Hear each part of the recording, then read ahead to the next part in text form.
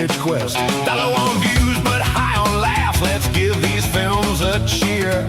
Cult classics, flops and duds, there are topics on here. The Ejectables, rolling back the years, celebrating movies that no one else cheers.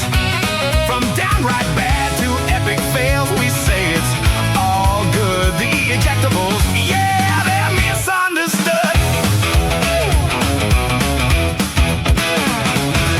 Welcome to the Ejectables. This is the show where movie enthusiasts Bill and Ian join forces with a weekly rotating guest to celebrate movies that we feel have been unjustly panned by the critics or sadly ignored and forgotten by audiences. Today's guest, Eric McGilloway from Allentown, PA, is a motion graphic designer. Now in LA, solving visual problems all day. He's got a wife and 3 kids too.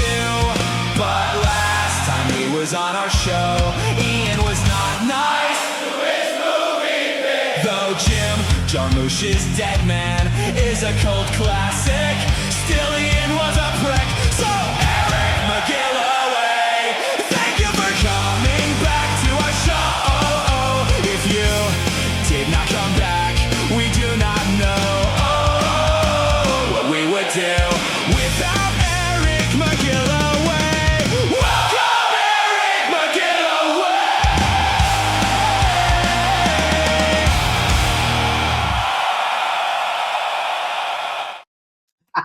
Eric.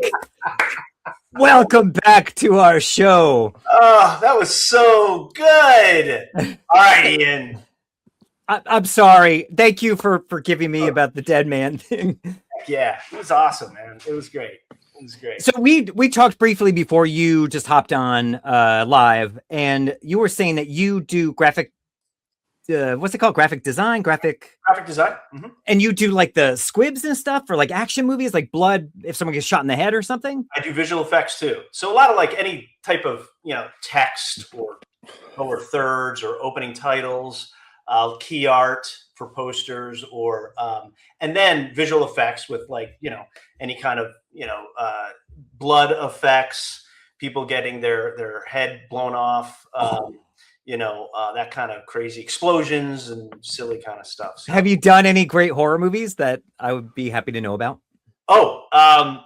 no. I did finish a short film though that Okay. that I'll send to you. Please. It's a short film, and it's on that edge of suspense and kind of horror-ish kind of.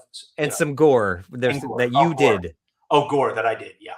Oh, that's cool. I'd love to see it. Please do send it. You have my email because I just sent you this thing.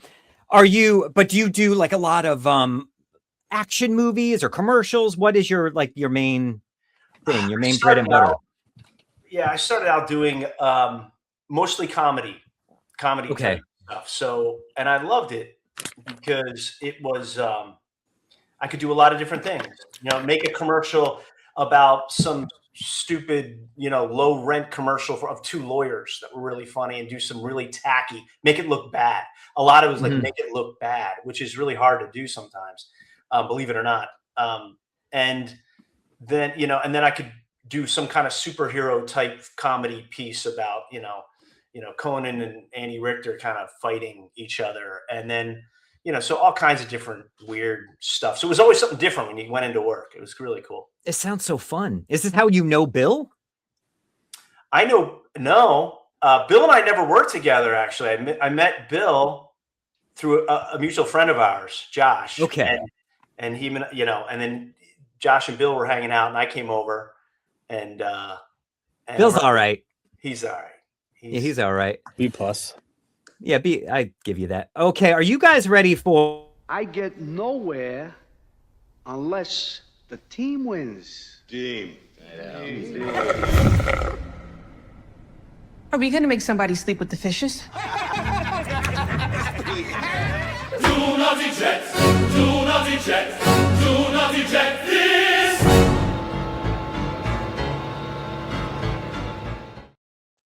So, Eric, that is our resident opera singer, asking you what your pick is for this episode of The Ejectables. I picked the Kevin Costner's Waterworld. Kevin Costner's Waterworld from 1995. Let's go to the. That's beautiful. It is a beautiful poster. Let's go to the trailer and then we'll talk about it, okay? Universal Pictures invites you to a world like none you've ever seen before.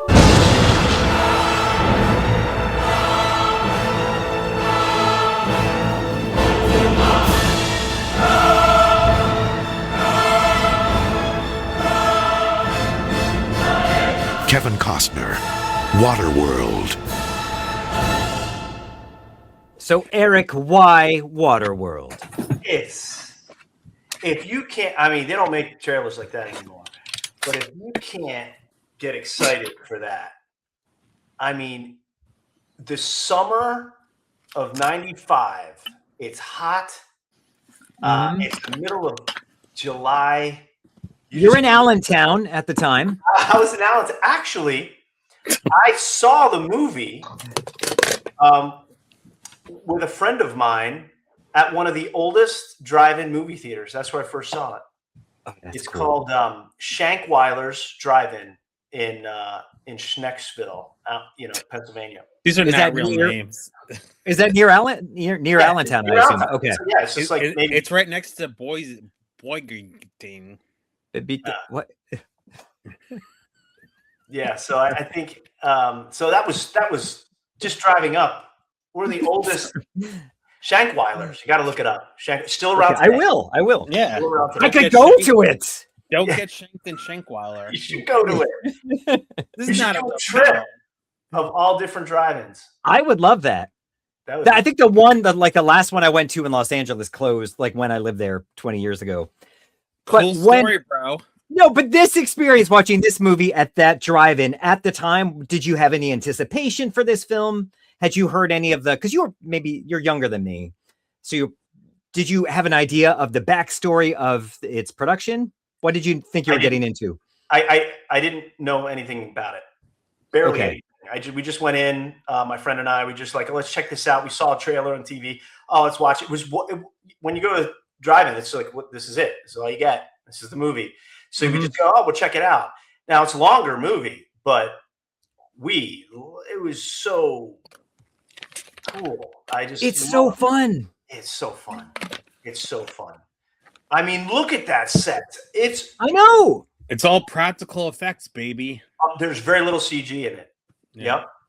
I just look at that. Oh, Dennis Hopper. How can you? It's kind of like it reminded me of a little bit like Mad Max, right? Absolutely. Meets kind of like this dry world, like Solar. Remember Solar Babies? Yeah, Yes. that's a great ejectable. Yeah. Is that a good movie though? Yeah. It's better than any of your picks, Ian. He's so mean to me. It's just it's got it all there. Too bad it costs so much to make.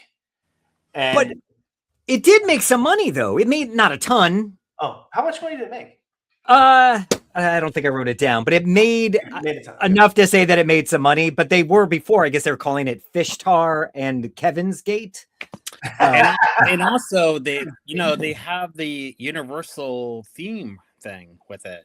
That has They made did. billions of dollars, dude. You know? Like what? The theme park? Yeah. They have the Oh, water. true. Yeah. Yeah. So they found some way to recoup some of that money. But you will not see a movie like that ever made again. I don't think. I mean, to have these floating devices out where near Hawaii or something, I think. Yeah. And just to kind of take their chances with the weather and let's see what happens. And the production, how many people were hired? Forget about getting fired, but how many people were hired? Like a lot of people. Everybody was an extra. So many extras. This is before CGI crowd placement came in, right? So Yeah. these are real people, like dressed in all. They had to dress everybody in this. And make them all look tan. Make them all Yeah. exactly. They had to dirty them up. All right, get out there, and hundreds of people. There's that scene where Dennis Hopper's up on top of delivering his speech, and they looked down, and it's just those are all real people. Like, and Josh Whedon wrote that. He wrote all Dennis Hopper stuff. He flew there. He got paid like $10,000 a week, I think. Oh, and wow. He said it was the greatest job ever because they used like 1% of what he wrote. You know, Kevin Costner asked Spielberg, you know, about the movie about shooting on water. Spielberg said, "Don't do it." He said, "Do it on a lake or somewhere, but somewhere with a controlled environment." He's smart. He's smart that way. That's why he's Steven Spielberg. Yeah, but it's still a cult classic film. I mean, it's just, you know.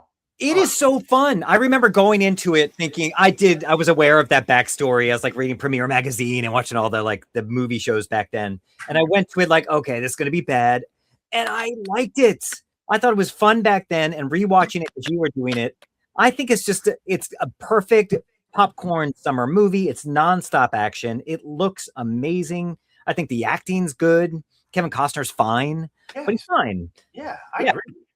And what's her name? She's Jean Triplehorn. Triplehorn. I mean, yeah, heartthrob right there. And yeah, I thought it was. And the girl, Tina Majorino. Yeah, she was really a child actor. She was really she's great. Good. And I liked how it was just simple. Like, it's not too complex. Like, good guys, bad guys. Let's see who we let's see what. You know, what's going to come out of this, and you know who to root for. It was like, all right, you know, it wasn't too complex things. And I like the smokers, and they, you know, because they got the gasoline, where it's going to go, and you know, and it's just really real. And I think during that time, weren't we at war? The United States was like a few years before that. We were like, somewhere with Kuwait and yeah. So it's like it all kind of comes together. You know, an interesting fact that you might not know, being a graphic designer, is that the opening shot was at that point in 1995 was the longest CGI shot ever at that point. With the planet and the water melting, and download exactly that. Yeah, exactly. Wow.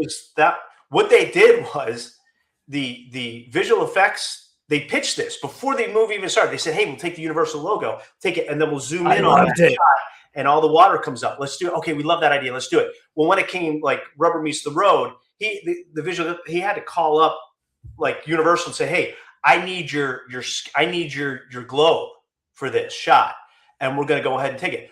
Well, it was shot practically, so they sent over this huge globe to his studio. Oh, no way! And they're like, we can't. That's not right. You guys don't have that on. No. So they. Well, I think they did that for the Burbs. I think because they do a similar thing in the Tom Hanks Burbs. Oh wow. They go through the Universal sign all the way down to the neighborhood. But that must have what they must have done. Oh. When was that out? 1990, 89? No, 88, yeah. Oh, 88. Okay. So before that. Oh, interesting. Yeah, but it wasn't CGI. I think that's what they did originally, you know? Oh, interesting. Oh, okay. What a great way to do the backstory, though, of this. Like how we got to this point of Waterworld so simply, yet obviously not so simply because they took a lot of work. But took a lot of work. They had to scan the things that they had to wrap it around a 3D globe, the original, so it looked the same. And they lied about it. They didn't lie. They just said, "This is your logo." But it wasn't. It was a completely. They took the scan and they wrapped it on a 3D globe, but it wasn't the same. And Universal never said anything. Years later, they came back like, "Hey, can we get those scans?" And the director was like, or the executive producer was like, "Uh-oh, they found us." I guess at that point that we didn't use the original, you know. But they had bigger problems on that set. Yeah. But yeah. Well, I was just going to ask you, did you see the Ulysses cut of this? Have you heard of that? No. There's an 178-minute version of this film, which is now, I guess, out on the Arrow 4K.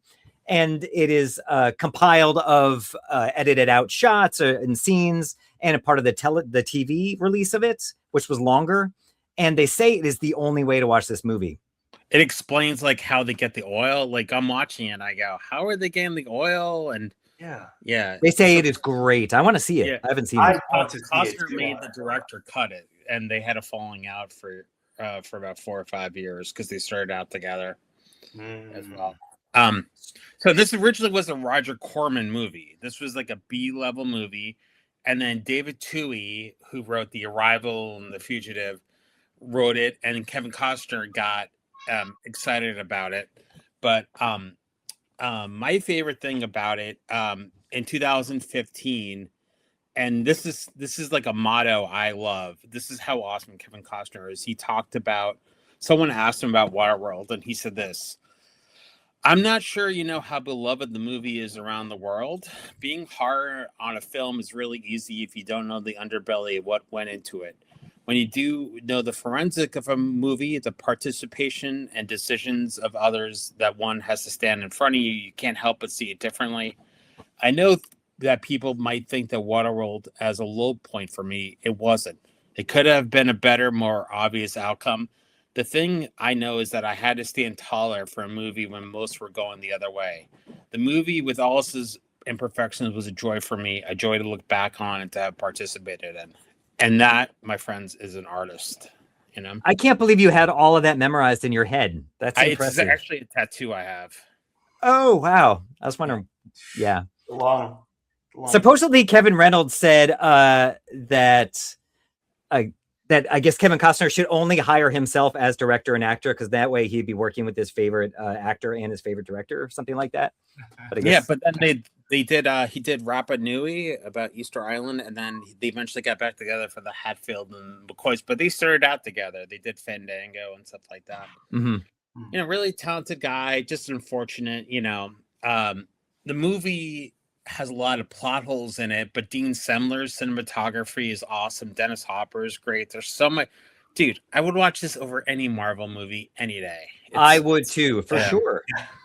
Yeah. Unless Eric worked on it, and then I would watch it. I wish I worked on that. That's true. Like, art direction, they gave you the unlimited amount of money just to make these sets. It was gorgeous. Like, just let's go nuts here. Super. Just the catamaran, like, that was new. I'm like, what the heck is that boat? That's cool. Mm-hmm. And just the ideas and just the underwater jet skis, like, that's so cool. Yeah, they went underwater and came back up. I mean, you just didn't see that kind of stuff. It was just super. And when he brings Gene Triplehorn underwater to see the cities immersed under, that's such a cool bit. There's a lot of good stuff in here. It's not perfect, but we should see that extended cut and come back and do it on our next episode. That'd be cool, guys. Eric, come back. Watch. We'll all watch it. Bill's going to buy us each the 4K of it. Thank you. It's on its way. It's on its way already. Oh my God. You're so thoughtful. Do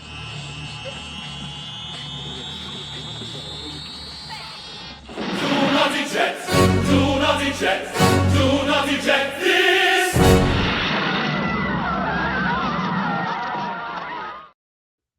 Oh my gosh. I guess that's the opera singer. Scanners? Is that Scanners? Yeah, that's Scanners. Okay, I never saw it.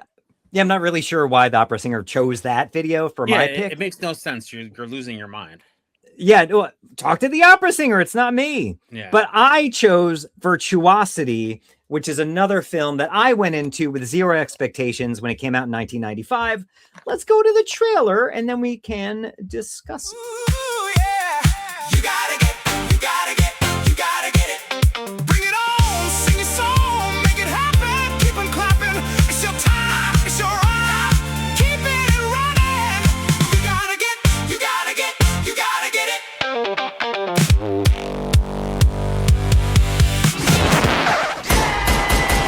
A computer composite of 183 serial killers. You see, in your world, the Lord giveth and the Lord taketh away, but in my world, killing, surreal, rush. I have to shut you down. I will not be shut down. But now, he's leaving the virtual world for ours. Welcome to the real world. I think I'm gonna like it here. Paramount Pictures invites you to meet the future's most dangerous killers. I sit 6.7, got himself out of the computer. Recognize me? One's digital. Kill my wife, my daughter. The other's the law. Where's my gun? Hey, Parker!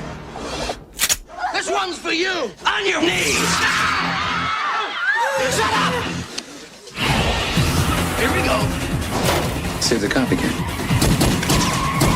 He's recreating mass murders. 6.7 is intent on improving the original. Say thank you. He's gonna want more victims. He's gonna want bigger events. He's gonna want more coverage. Ladies and gentlemen, welcome to Death TV.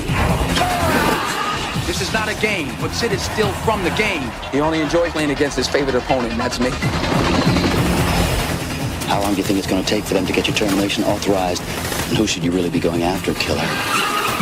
Boys! Them or me? I am the future. It's not going to be the same this time, Parker. Oh! That's right.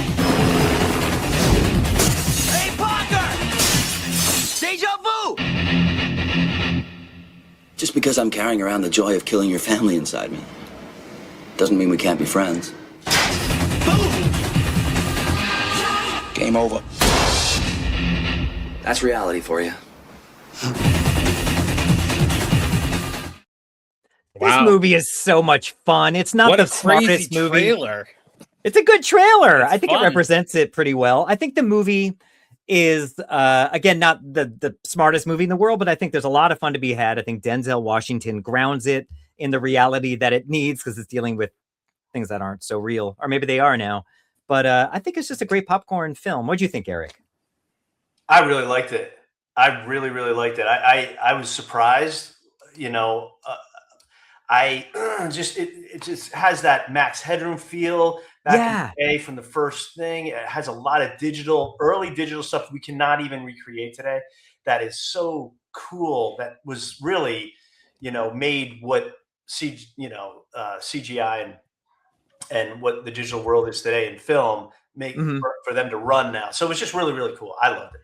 Had you seen it back then when it came out? No, never saw it. Never heard about it, actually. All right. It's a good time. What did you think of it, Bill? Non-IP, original idea, really smart stuff. What's not to like? I remember seeing The Lawnmower Man and how that broke through. I'm shocked that he didn't really direct anything after this. I mean, I don't know if Brett Leonard, right? I saw this in the theater. I think it's better than Johnny Mnemonic that came out around Agreed. that time. Yeah. It's a lot of big ideas. I know they cut out the romance between Kelly Lynch and Denzel Washington because of all the racists out there, which is utterly absurd.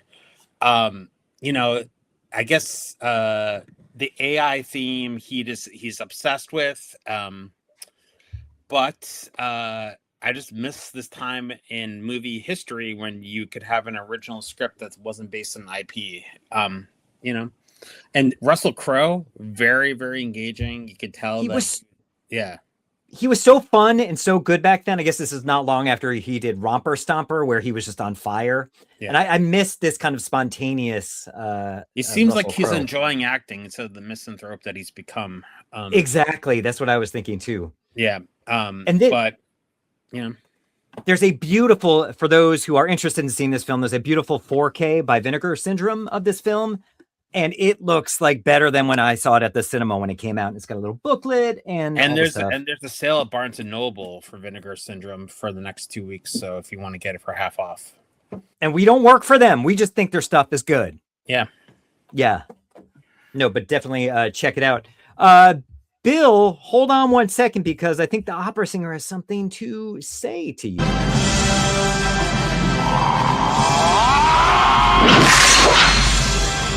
Do not eject, do not eject, do not eject this! There can be only one. I think I know why the opera singer chose that one. So the original concept of this Ejectables was 90s cheese, right? And so, but you guys chose really smart. Well, because we are smart. Yeah. So that's probably why. The movie that I picked, I always have a soft spot for. Barely released. It's 1994 or 3's Gunmen, starring Christopher Lambert and Mario. Oh, from Highlander. Yeah, I never saw Highlander, so that doesn't really help. I know. I saw Highlander 2 though, which was hilarious. Oh God. So let's do a trailer and then I'll talk about the movie. Okay, here is the.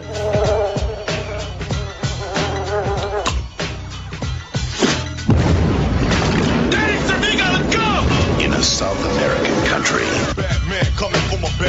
An ex-cop is about to lead a team of mercenaries. Let's do this business. Rob, please don't send me off with a superhero that look like Whoopi, please. Are you gonna do the job or not? To take down a drug lord. How the hell are you? For these guys, there's only one way to settle the score. Point blank. Jump out of a helicopter? What do you mean, out of rubber? You a sick mother, man. Leads to high cholesterol if you don't let it out. That's why I always...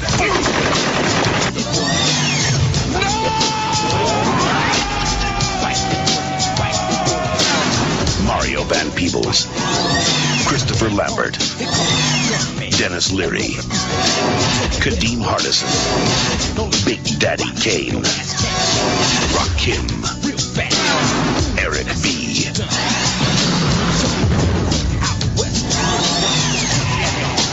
Gunmen. Gunmen. Wow, I saw Eric nodding during the rap music part of it. Big Daddy Kane. I know, Didn't he's even know barely he in the was in movie. Big Daddy Kane. Fantastic. So, the guy that wrote it is Stephen Sommers, who ended up having a lot of success with The Mummy. This was a Dimension movie. It is a glorious mess. It is directed by Darren Serafan, who was a 90s glossy, awesome movie. It looks beautiful. Dennis Leary is the bad guy. He chews up the scenery so amazingly. And no one is a bigger Dennis Leary fan than you are, Bill Narducci. No, not really. No? No, but I love Rescue Me.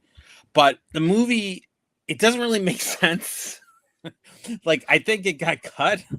Like, you kind of follow like what's happening here, but it is so beautiful. Christopher Lambert is possibly one of the worst actors ever, but he's so bad. He's hilarious in the movie. Mario Van Peebles, I love I think he was in Heartbreak Ridge, and I love him as a director. And I don't know why he hasn't directed since New Jack City or Posse. Both are. Oh, wow. Awesome. He hasn't? Maybe. I think he did US Indianapolis, but that just shows you, like, you know, what you're up against when you're a person of color in Hollywood. But it barely released. I watched it on video and I just loved it. It's just 90s. And then the only way you can really watch it is on YouTube, and you can read the comments. This movie is revered. People just check in, they tune in, they drop out. It's just so much fun. And you kind of like make sense. They're looking for drug money and a boat. And Christopher Lambert is such a weird guy. There's zero chemistry between him and Mario Van Peebles, but it's so bad. It's like an Edward movie inside of a Scorsese movie. I just love it. And I could tell like the script was really good, but I'm assuming that Bob Weinstein just shredded based on like focus groups. Eric, what did you think? I was surprised. I didn't know about the movie. I was surprised. I thought there were some cringe moments in it. Lambert is just, I only know him from Highlander. Yeah. And he's great, perfect in that. Yeah. This one, he's just kind of funny and he's so weird. kooky. He's so crazy. I just out there. I'm like, is he dangerous? Is he not? Like, he just hits somebody really hard with, he's all tied up or whatever. He smacks some guy, and then he's with Van Peebles, and he's like, oh, I can't do anything. Then there was that scene where Van Peebles is sleeping and dreaming, and he's just like, it's like, what is he doing? What's happening here? And like, who is his brother? Like, was his brother in the beginning, even though like, where's his parents that got killed? Yeah. Did that make any? I don't know. Parents get killed. What the heck was this? I'm just gonna shoot the wife too. Hey kid. Yeah, he did a lot of things like, I'm really bad. I'll just kill people in bad ways. Yeah. You really want to get this guy. But then they go to the bar, and Lambert and his guy, they escape, and he's just looking out of the window like, well, all right, I guess we so weird. Yeah, it was very but I did like it though. Ian, are you petitioning for a Gunmen too? Well, I got to say, I liked it more than these guys. Bullets are exploded to no point other than to fill time.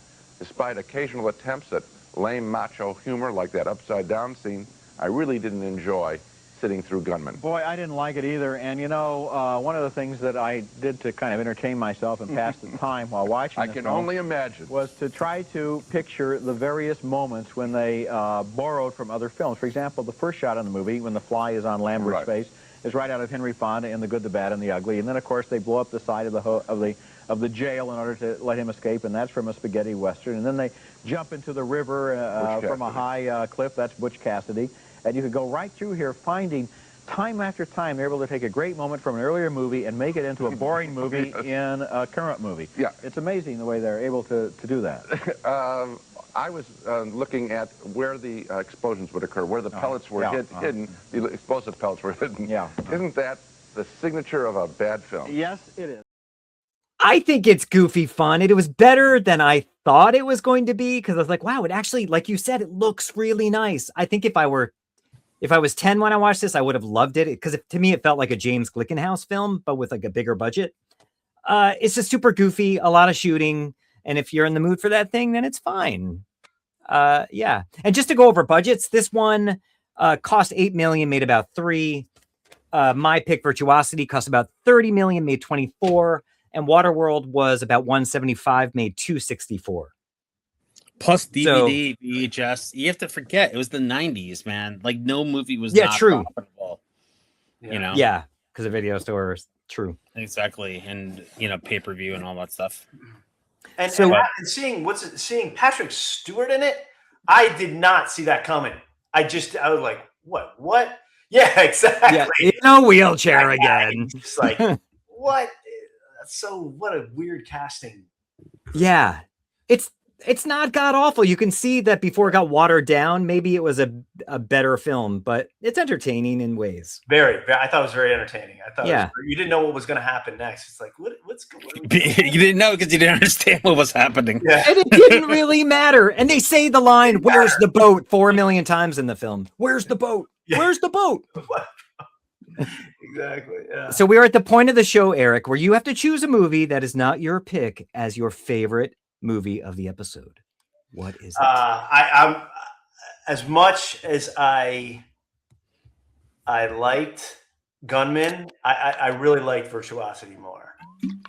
It was really down my thing. Plus 3D and have that old school style. I just love that. It was fun. Watch the 4K. You won't regret it. I will. If you haven't seen it. Thanks. Yeah. Bill, what do you pick? I pick Waterworld. I pick Waterworld as well. It is such a good time, and we should all come back for that long version and discuss that. So what does he get, Bill? Eric, are you ready? Beach house or gated community? No. You get a headshot from Ian. Yes. Ian? Yeah. Just only 2 years ago. Put that back up again. I got to see that. Look at that. A year after it looked like this. Yeah. That's awesome. Oh no, take it down, Bill. All right, there we go. No, there it is. I love we can find these movies. Hired. I could use a job. Thank you. Wait, Bill. No, I was gonna tell you where to find the movies. I can't if you. Okay, here it goes. You can find a beautiful 4K of Virtuosity. Like I said, it can be rented on iTunes, Prime, and YouTube. You can find Waterworld on Netflix or a beautiful 4K Blu-ray with the extended edition, which sounds really good. And Gunmen can be found free on YouTube or find an old VHS of it if you want, but it's fun. Anyway, Eric, thank you so much for coming back and your time, and enjoy your new headshot. Yes, I'll take it. No, thank you. You're the only one. But thank you. Please come back again. Thanks for having me, guys. Of course. I'm writing a script to combine Dead Man and Waterworld together. So I would enjoy that film. Okay. Bill, would you? Not really. Okay. But that was honest. Sounds like a bad idea. What? Very bad. Well, anyway, everyone, like, share, tell your friends. Eric, come back. Stand by for 1 second and. From downright bad to epic fails, we say it's all good. The Ejectables, yeah, they're misunderstood. Freakaholic.